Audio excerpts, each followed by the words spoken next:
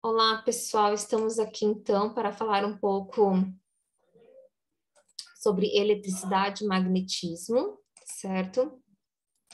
A gente vai começar vendo o conceito de eletricidade nesse momento, tá certo? Bom, alguns conceitos importantes para entendermos eletricidade. Como sabemos aí, a matéria é formada de átomos, e esses átomos são compostos de partículas elementares. Os prótons, que têm carga positiva, e os elétrons, que têm carga negativa. Os prótons, eles se encontram numa região do átomo chamada de núcleo, enquanto os elétrons, eles giram em torno desse núcleo, numa região conhecida como eletrosfera. As cargas elétricas, né, prótons, nêutrons, que a gente está falando, né, de mesmo sinal, elas têm como característica se repelirem. E as cargas elétricas de sinais opostos têm como característica se atraírem, tá? Então, o que seria um corpo neutro e um corpo eletrizado? Um corpo neutro seria quando eu tenho número de elétrons igual ao número de prótons. Já um corpo eletrizado é quando eu tenho o número de elétrons diferente do número de prótons, né? Se esse corpo recebe prótons, recebe partículas positivas, ele fica carregado positivamente. Se esse corpo recebe elétrons, recebe partículas negativas, ele fica carregado negativamente, tá? Porque ele fica com mais partículas negativas do que positivas, né? Então, esse processo de ganhar e perder cargas aí, né, elétrons e prótons, causa um desequilíbrio dessas cargas. E dessa forma que a gente tem aí a eletrização, né, a eletricidade, né? O processo aí de eletrização pode ocorrer devido a 3 fatores: atrito, contato ou indução, tá? O atrito, como o próprio nome fala, né, quando eu atrito diferentes materiais neutros, né, que depois aí de eu atritar, eles vão ficar com os sinais opostos, né? Vão ganhar cargas aí, né? Esses dois materiais, tá? Já o contato, ele é feito com um corpo que está carregado negativamente e um outro corpo que está neutro.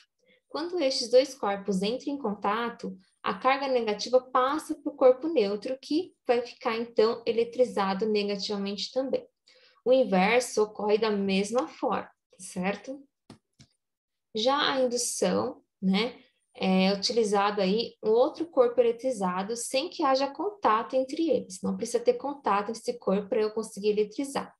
Esse processo é baseado no conceito de atração e repulsão das cargas que eu mostrei lá na frente, né? Partículas de mesmo sinal se repelem, partículas de sinais opostos se atraem.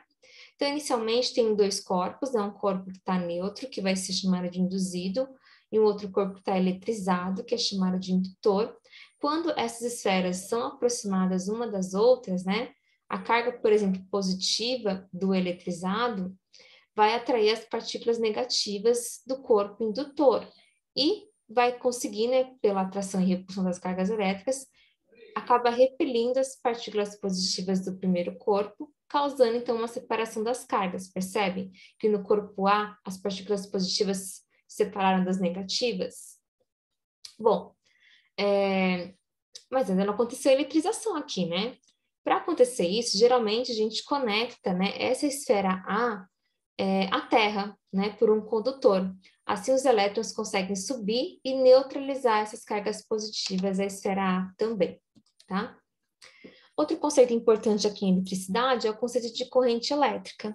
Então, quando eu tenho aí deslocamento de cargas elétricas, eu tenho uma corrente elétrica. Ou seja, né, a corrente elétrica é o movimento ordenado de cargas elétricas nos corpos.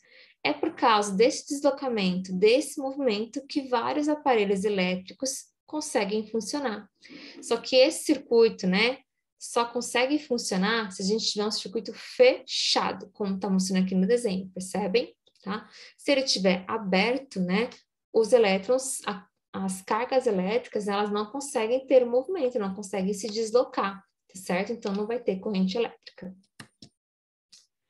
A diferença de potencial, né, por exemplo, na pilha ou em qualquer gerador de energia elétrica, eu tenho estabelecimento aí de 2 pontos, um ponto que é negativo e um ponto que é positivo. Se fossem ligados esses pontos por um fio condutor, né, os elétrons entrariam em movimento, como dito, né, surgindo aí a corrente elétrica. Então, nessa situação, eu tenho uma energia potencial, percebe? Ela pode gerar uma corrente elétrica. É uma energia potencial que é armazenada, nesse caso, na pilha, né? Essa diferença de potencial, ela é conhecida aí como tensão e ela é medida em volt, tá? De acordo com o Sistema Internacional de Unidades. Essa é a razão, por exemplo, porque não podemos ligar um aparelho de 110, né, numa tomada de 220, com risco de queimar o aparelho, porque 110 volts é o potencial desse aparelho ter, né, gerar corrente elétrica. Se eu ligo um aparelho de 110 volts num aparelho que tem uma capacidade de 220, ele vai queimar. É um potencial maior de energia que esse aparelho tem guardado, né? Bom, então haverá movimento de cargas elétricas no circuito se e somente se, entre dois pontos desse circuito, existir essa diferença potencial que vai motivar o movimento das cargas elétricas aí, tá? Já a resistência elétrica é quando eu tenho qualquer material sendo utilizado para conduzir corrente elétrica, né? Podendo ou não apresentar essa resistência para a passagem da corrente. Mesmo entre os materiais que são bons condutores como os metais, eu tenho sim uma certa resistência, né?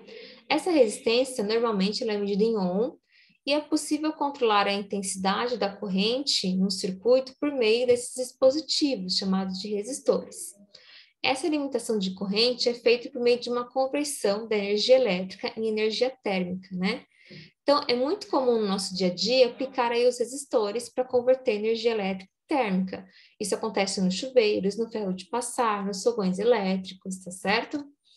Então, o que a gente viu até o momento, né? Que a corrente elétrica consiste no movimento ordenado dos elétrons, e ela é formada quando há uma diferença de potencial em um fio condutor.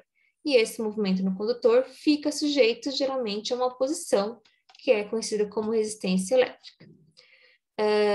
Sobre esses três conceitos, eu tenho aí uma lei que ficou conhecida como primeira lei de Ohm. No século XIX, o físico alemão Georg Simon Ohm descobriu duas leis que determinam a resistência elétrica nos condutores. Então, a primeira lei, ele dizia que, em alguns resistores, a corrente diretamente proporcional à tensão e inversamente proporcional à resistência. Ou seja, se a gente dobrar o valor da tensão em um circuito, a corrente se dobrará, mas a resistência vai diminuir. Então, quanto maior a tensão, maior a corrente, quanto maior a resistência, menor a corrente, tá? Essa proporção, né, ficou gerada aqui nessa forma, né? U, que é o valor da tensão, é igual a E, que é o valor da resistência, multiplicado pela corrente, que é o I, tá? Corrente que é medida em ampere, tá? Então, se a gente quiser praticar, né, se tiver, por exemplo, uma lâmpada, né, que esteja submetida a uma tensão de 12 volts, sabendo que a resistência é de 8 ohm, qual seria o valor da corrente percorrida nessa lâmpada? É só aplicar a primeira lei de Ohm e eu vou ver que a corrente percorrida nessa lâmpada seria de 1,5 amperes, tá? Sobre os resistores ômicos, né? Quando eu tenho um resistor que apresenta uma resistência sempre constante, independente da tensão aplicada, eu digo que é um resistor ômico, né? Esses resistores, eles podem se associar de maneira simples, paralela ou mista, né? Quando esses resistores são ligados, né, em série, geralmente é percorrido por eles o mesmo valor de corrente elétrica, tá? Quando esses resistores são ligados em paralelos, aí eles são submetidos a uma mesma diferença de potencial, mas a corrente elétrica vai ser dividida, né, entre eles. Já na associação mista, eu posso haver ligações tanto em série quanto em paralelo, né? Então, por enquanto, a gente fica aqui com isso, tá? E na próxima aula a gente vê os conceitos de magnetismo. Até!